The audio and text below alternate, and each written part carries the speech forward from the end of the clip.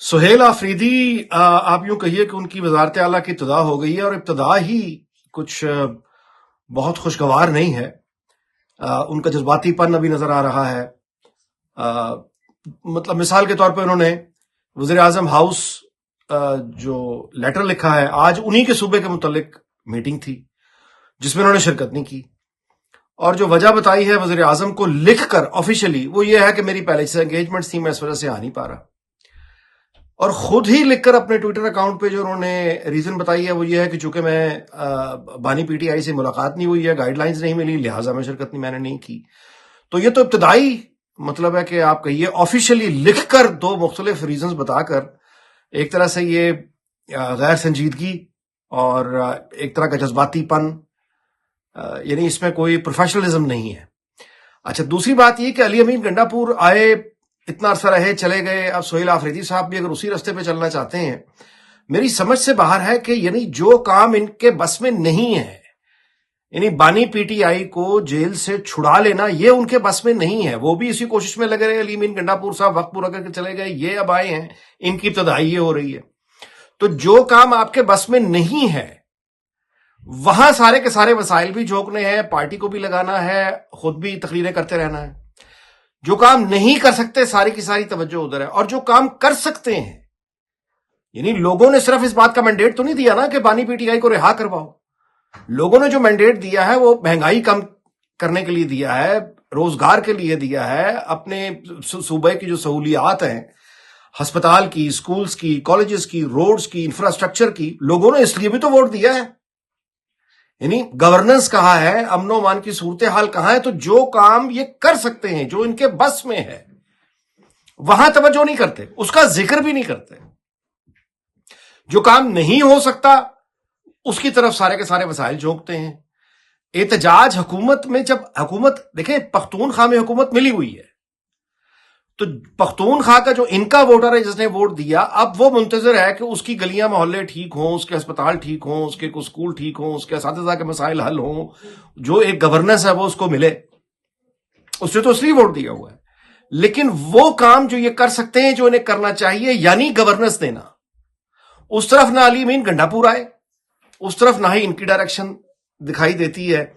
اور واحد یہی ہے کہ ایک امپاسبل کام جو یہ نہیں کر سکتے، اس طرف ان کی ساری کی ساری توجہ ہے، جو کہ ظاہر ہے کہ یہ ایک بچپنا بھی ہے اور ایک جذباتی اپروچ ہے۔ اور یہ اس میں جو پختونخوا کے لوگ ہیں، پسے وہ جا رہے ہیں۔ ایک طرف سے انہیں جنگ کا سامنا ہے، آج سے نہیں دہائیوں سے۔ روزگار ان کا ختم ہو رہا ہے، دہشت گردی نے ان کی زندگی اجیرن کی ہوئی ہے۔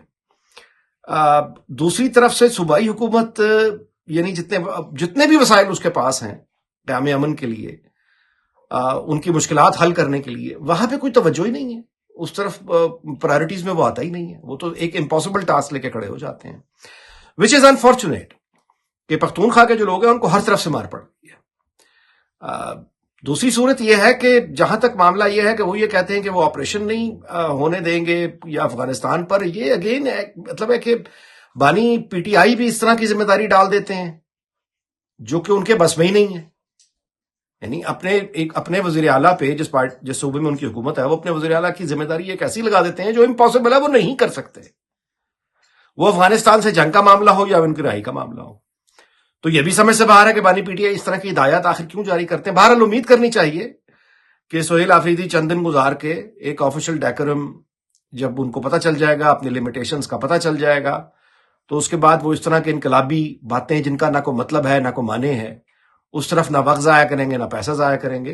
اور توجہ انہیں اس طرف کرنی چاہیے کہ وہ اپنا ووٹ بینک، جس نے ان پر، جو ان کو ووٹ دے بیٹھا ہے، ان کے مسائل حل، یعنی جتنے بھی کر سکتے ہیں محدود وسائل میں، جو بھی کر سکتے ہیں، ان کی ساری توجہ ادھر ہونی چاہیے۔ پاکستان اور افغانستان کی جو جھڑپیں ہیں یا سرحدی تلخی ہے، اس کو باقاعدہ ایک جنگ میں تبدیل اگر افغان طالبان کرنا چاہتے ہیں تو وہ یہ سوچ لیں کہ ظاہر ہے کہ تباہی ان کی ہوگی۔ پاکستان تو ایک مضبوط فوج بھی رکھتا ہے، ایئر فورس بھی رکھتا ہے، اور اس کے جو پاکستان کے پاس جو ٹیکنالوجی ہے، اسلحے کے اعتبار سے سپیریئرٹی ہے، وہ تو انڈیا جیسے ملک کو یعنی کٹ کے اس کا کٹائی لگا کے اس کا حشر کر دیا، تو افغانستان بیچارہ کیا کرے گا؟ تو یہ جو ہے معاملہ، اب جو خبریں آ رہی ہیں کہ وہ مذاکرات کی طرف آ رہے ہیں. پہلے انہوں نے درخواست کی کہ جنگ بندی کر دیں، اب وہ مذاکرات کی طرف بھی آ رہے ہیں. قطر بھی ظاہر ہے اس میں اپنا کردار ادا کرنے کی آفر کر چکا ہے. دوحہ میں مذاکرات کی خبریں بھی موجود ہیں. تو بالکل یہ اس کا خیر مقدم کرنا چاہیے کہ ہم مذاکرات کی طرف آئیں، ڈائلاگ کی طرف آئیں. افغان طالبان جو ہیں وہ ہوش کریں اور ان کے جو جینون کنسرنز ہیں وہ ہمیں بتائیں. لیکن یہ مذاکرات کے جو دور ہے یہ پہلے بھی کئی دفعہ چل چکے ہیں. یہ رسمی مذاکرات ہی ہونے چاہیے. اصل میں جو ماضی ہے نا جی، وہ یہ ہے کہ طالبان ہوں یہ سیز فائر کرتے ہیں یا یہ مذاکرات کے لیے وقت مانگتے ہیں، تو ماضی ان کا یہ رہا ہے کہ دراصل یہ تیاری کر رہے ہوتے ہیں اس وقت دوسرا اٹیک کرنے کی. یعنی پہلے پاکستان سے درخواست کرتے ہیں کہ آپ یعنی یہ جو حملے ہیں یہ بند کر دیں، سیز فائر کر دیں. پاکستان سیز فائر کر لیتا ہے اور یہ سفید جھنڈے لہرا کے مذاکرات کی بات کر کے دراصل تیاری کر رہے ہوتے ہیں اگلے اٹیک کی. یہ ریکارڈ رہا ہوا ہے، بدنصیبی ہے. تو ظاہر ہے ایک طرف پاکستان مذاکرات کے لیے تو ہمیشہ سے تیار رہے گا، وہ کہے گا، لیکن ادھر بھی چوکنا رہنے کی ضرورت ہے کہ یہ ہمیں مذاکرات کی طرف دھکیل کے دوبارہ کوئی نیا بڑے پیمانے پر اٹیک پلان نہ کر رہے ہوں. ظاہر ہے کہ اس طرف پاکستان کی نظر ہوگی. اچھا، جو مستقل اب یعنی جو ٹریڈ پر پابندی ہے ہر طرح کی، اس میں بھی نقصان سارے کا سارا افغانستان اور افغان کے یعنی جو عام لوگ ہیں ان کو اٹھانا پڑے گا.